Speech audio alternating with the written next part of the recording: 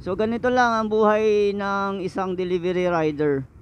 So talaga salute ako masyado sa mga delivery rider katulad ko na naghahanap buhay talaga at lumalaban ng patas, no.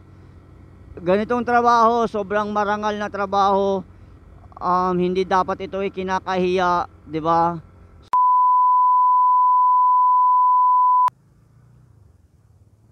Tara.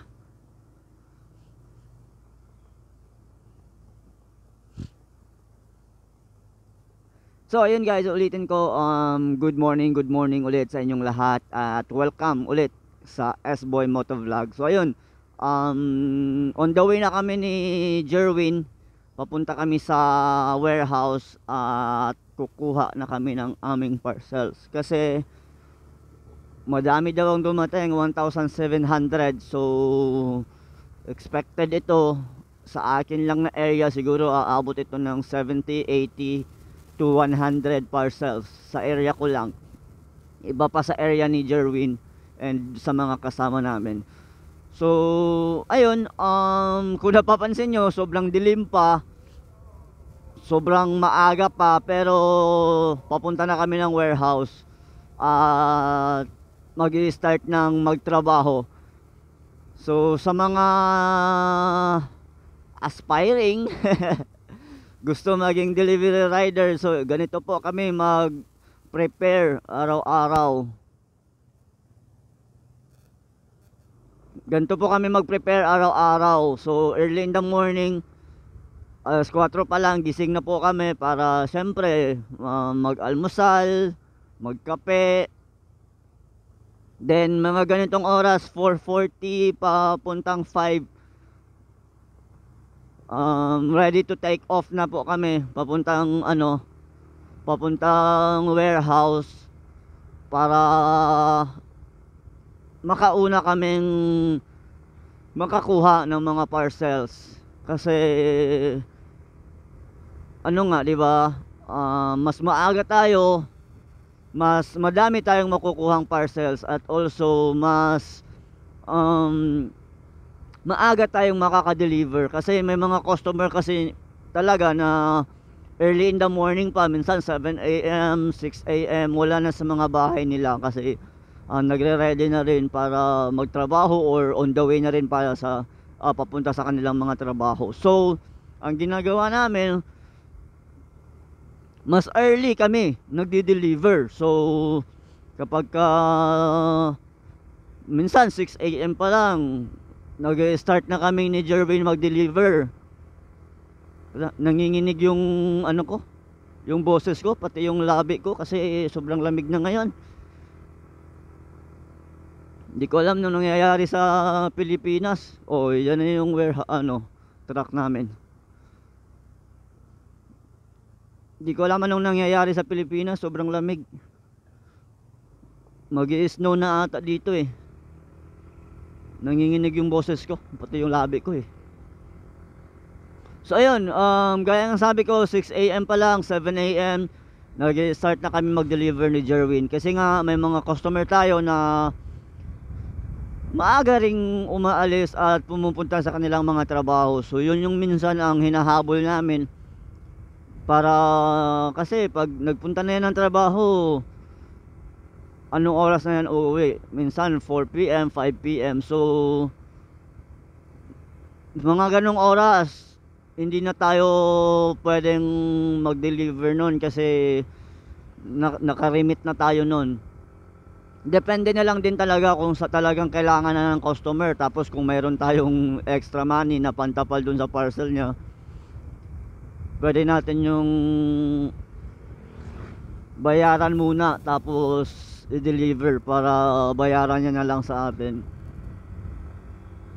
Pero hanggat maaari, para sa mga customers naman dyan, yun nga, katulad nga nung sinabi ko nung first vlog ko o yung nakaraang vlog ko, na kung meron kayong expected parcels na darating, laanan nyo naman po ng budget.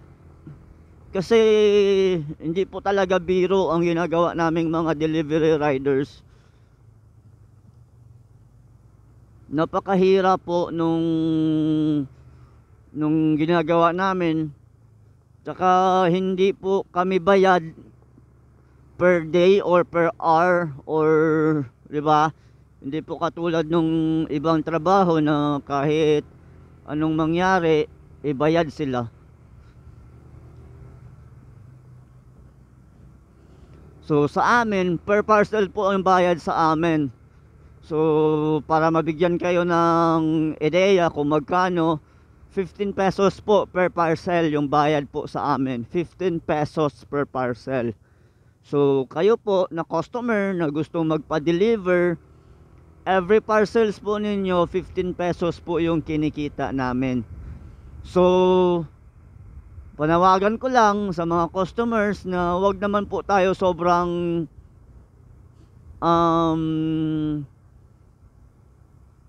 sobrang mainitin yung ulo kapag medyo natatagalan yung delivery ng parcel ninyo.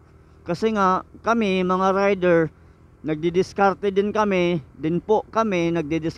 kami kung paano kami makarami ng delivery. Siyempre gusto rin po namin na makuha nyo yung parcel ninyo kasi mas dagdag pa yon sa sweldo namin. So kami nagdidiskarte din kami paano makarami ng delivery. So kung natagalan man yan ng ilang oras, pasensya na po, hingi po ako na dati ng pasensya. Kasi ang ginagawa po namin, kumbaga sa hagdan, step by step. Halimbawa, mayroon kaming parcels, customer na may parcel dito, tapos sa unahan, siyempre kung saan po yung mas malapit na kaya naming ituloy-tuloy yung deliveries, doon po unahin namin. So kung yung address niyo is nasa hulihan pa, 'di ba? So mahuhuli talaga kayo kasi nagdidiskarte din po kami paano kami maka-deliver ng marami. So yun lang po. Sana naman mga customers maging mahinahon po tayo palagi. Huwag po tayong palaging mainitin ng ulo kapag may parcel na darating tapos medyo natagalan po mag-deliver. I-deliver naman po namin yan. So nandito na tayo sa warehouse. So kita-kits na lang tayo ulit mamaya. So yun, nakuha na natin yung mga parcels at nasakay na doon sa payong-payong. So tara, let's go. Chef, una kami chef. So tara, let's go. So ito na yung payong-payong. Doon na sinakay na natin lahat sa payong-payong doon kila Jerwin. Yung kay Jerwin para hindi na tayo mahirapan magtali-tali at mag-balance ng ating motor.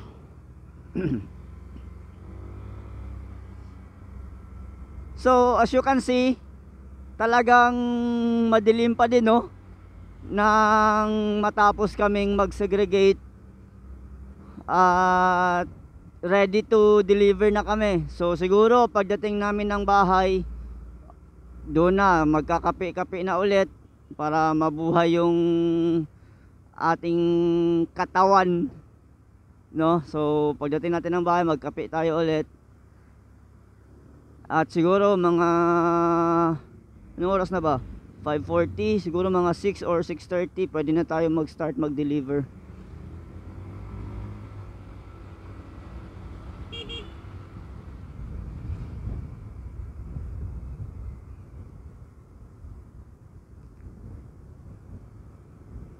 So ganito lang ang buhay ng isang delivery rider.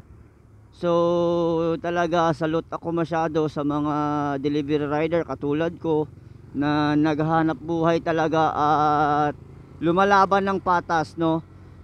Ganitong trabaho, sobrang marangal na trabaho. Hindi dapat ito ay kinakahiya, 'di ba? So para sa akin lahat ng trabaho na talagang binibigyan natin ng effort at importansya at mahal natin yung trabaho natin at bukod sa lahat marangal na trabaho, yan yung mga trabaho na hindi dapat ikinakahiya. Talaga dapat maging proud tayo sa kung ano man yung trabaho na meron tayo, dahil yan bigayan ng Diyos, ipinagkaloob yan sa'yo at gawin natin ng tama.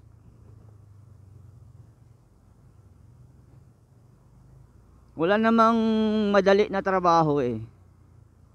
Lahat naman mahirap.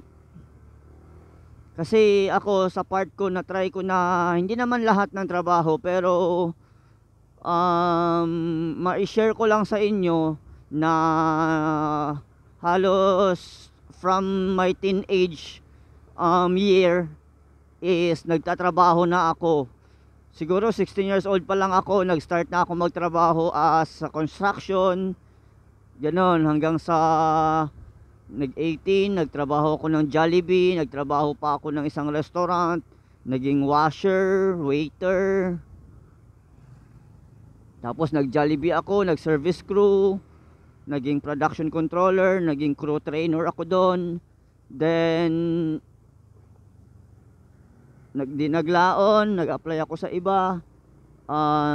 Naging naging team leader ako.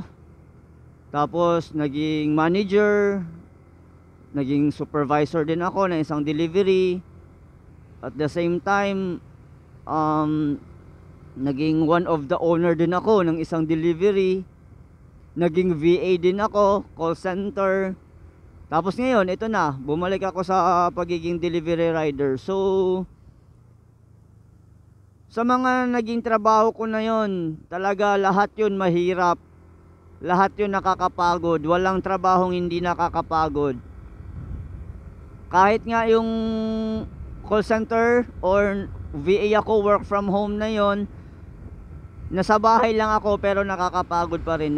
Nadidrain pa rin ako. Yun yung last na work ko before ako bumalik sa pagdi-deliver. So isipin nyo yun, work from home na ako, nakasettle na ako doon, nasa bahay lang ako nagtatrabaho, pero mas pinili ko pa rin mag-deliver. Yun na, kanya-kanya tayong gusto sa buhay, kanya-kanya tayong desisyon. Malaki yung sweldo ko doon sa pagiging VA ko, work from home, pero napapabayaan ko na rin yung health ko kasi at the same time napapabayaan ko na rin yung pamilya ko kasi hindi na ako, 'di ba? Hindi ako naka-focus sa kanila, which is hindi maganda kasi nalalayo na yung loob ng mga anak ko, especially yung panganay ko. Kumbaga nanlilimos na siya ng sa akin, ng atensyon.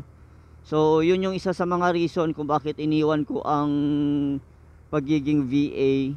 Kahit na malaki ang sweldo, mas pinili ko ganito, mag-deliver kasi tingnan nyo, umaga pa lang, 'di ba? Naka-exercise na yung katawan ninyo.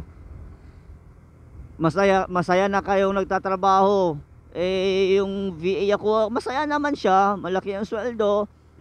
Pero may mga bagay talaga na kailangan nating isaalang-alang.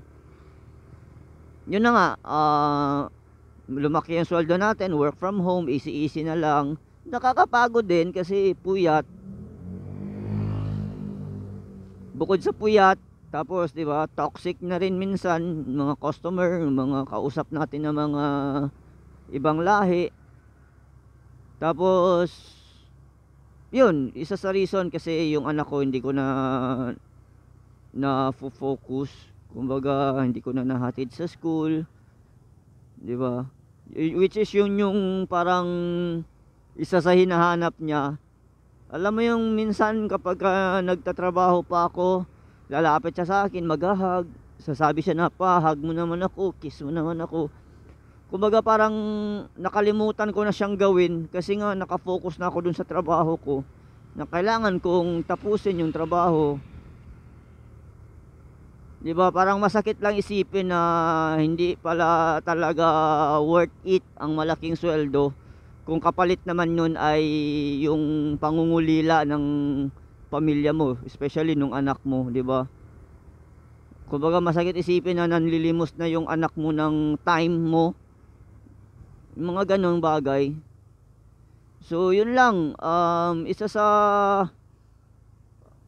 ikaka-proud na naging trabaho ko itong pagiging isang delivery rider kasi napaka-marangal na trabaho ito. Kaya salute ako sa lahat ng delivery riders dyan. Keep it up mga bro, mga brothers. Talagang saludo ako sa inyo. So hanggang dito na lang mga boss. Salamat sa panonood at huwag nyo kalimutang i-like, i-share at i-subscribe yung channel natin, S-Boy Motovlog. So peace out, bye bye, good morning sa inyong lahat. Have a good day everyone, bye bye.